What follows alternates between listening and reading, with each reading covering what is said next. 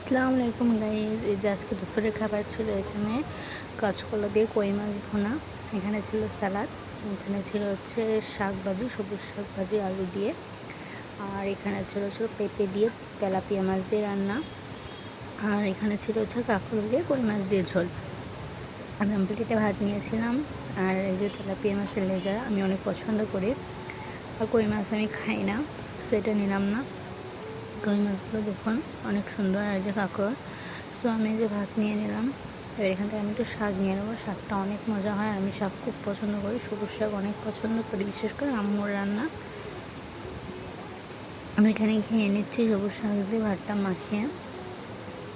দেন দেখুন আমি ওই সবুজ শাক দিয়ে ভাতটা মাখিয়ে খাওয়ার পরে আমি এখান থেকে 2 পিস কাঁচকলা নিয়ে নিলাম। আমি যেহেতু কই মাছ খাই না তাই মাছ নিলাম না, কাঁচকলার একটু ঝোল নিলাম। কাঁচকলার তরকারিটা অনেক মজা হয়েছিল। সো আমি খেয়ে নিলাম। আমার ভিডিও ভালো লাগলে অবশ্যই সাবস্ক্রাইব করে পাশে থাকবেন। আল্লাহ হাফেজ।